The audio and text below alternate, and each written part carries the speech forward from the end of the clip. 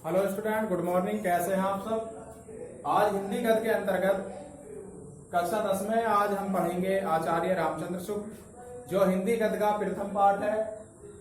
आइए जानते हैं लेखक परिचय। नाम क्या है? आचार्य रामचंद्र शुक्ल। पिता का नाम चंद्रबली शुक्ल। जन्म तिथि व स्थान सन 1884 ईस्वी में बस्ती जिले के अगोना नामक ग्राम में। बस्ती कहाँ पर है? ये उत्तर प्रदेश में है और बस्ती एक जिले का नाम है। इन्होंने नगरी प्रचारणी पत्रिका का संपादन भी किया और इनकी लेखन विधि यानी किस किस विधियों पर इन्होंने अपनी लेखनी चलाई, यानी किस तरह की रचना इन्होंने लिखी। तो इन्होंने कविता, निबंध संग्रह, आलोचना, साहित्य, इतिहास आदि रचनाएं लिखी। भाषा शैली, भाषा इनकी प्रांजल है और शैली सामासिक है।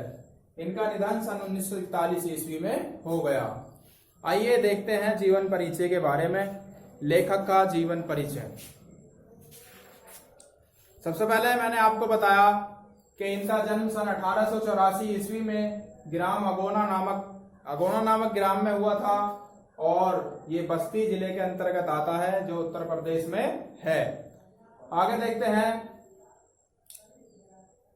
इनके पिता का नाम चंद्रबली शुक्ल था और इनकी प्रारंभिक शिक्षा अपने पिता के पास ही राठ तहसील में हुई थी। सन 1901 में इन्होंने मिशन स्कूल से स्कूल फाइनल की परीक्षा पास की और गणित में कमजोर होने के कारण इन्होंने ये आगे नहीं पढ़ सके और मिर्जापुर में ही केदारनाथ पाठक एवं प्रेम घन के संपर्क में आकर इन्होंने हिंदी, उर्दू, संस्कृत और अंग्रेजी साहित्य का गहन अध्ययन प्राप्त किया, जो बाद में इनके लिए अत्यंत उपयोगी साबित हुआ।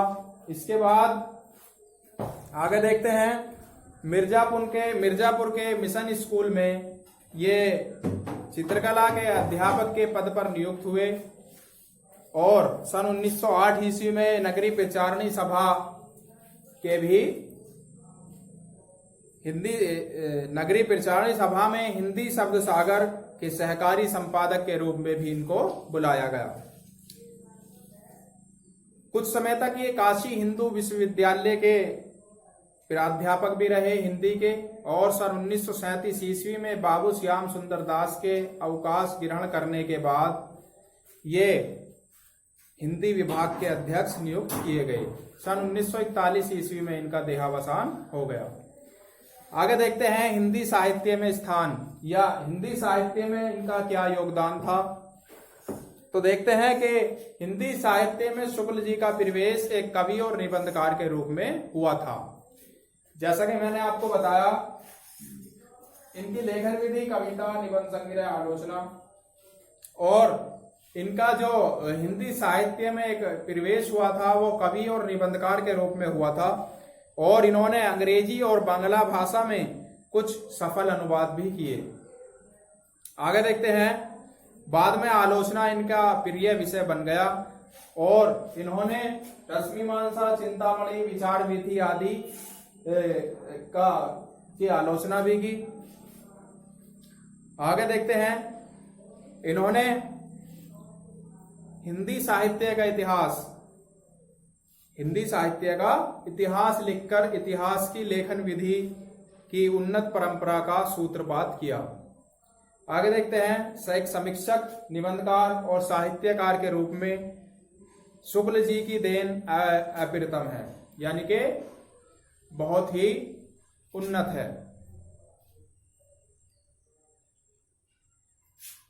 आगे देखते हैं। भाषा शैली। शुक्ल जी की भाषा शैली गठी हुई है। इन्होंने व्यर्थ का एक भी शब्द इनके ग्रंथों के अंदर देखने को नहीं मिलता और शब्दों के साथ साथ इनके वाक्य भी गुथे रहते हैं। कम से कम शब्दों में बड़ी बात कहना शुक्ल जी के लेखन विधि की विशेषता है और इनकी भाषा प्रांजल और शैली समासिक है।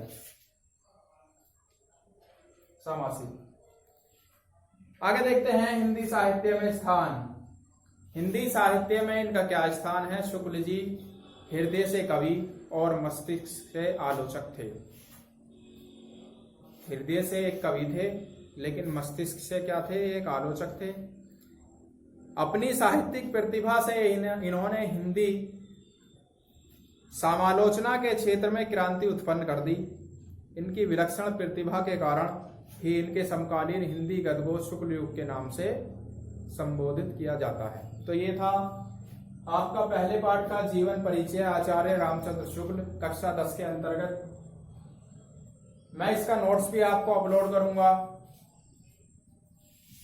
आपको अपनी नोटबुक में इसे नोट करना है। अगर आपके कुछ समझ में नहीं आता है तो आप वीडियो को रिवाइज कर सकते हैं, और उसके बाद भी अगर आपको समझ में नहीं आता तो आपके एप्लीकेशन में एक क्वेरी नाम का एक ऑप्शन दिया हुआ है। आप उस क्वेरी पर जाकर अपनी प्रॉब्लम उस पर लिख सकते हैं और मुझे भेज सकते हैं। आपका जो भी प्रॉब्लम होगी वो मैं आपको उसका सॉल्यूशन आपके ऐप पर ही लिखकर सेंड करूंगा। ओके, धन्यवाद।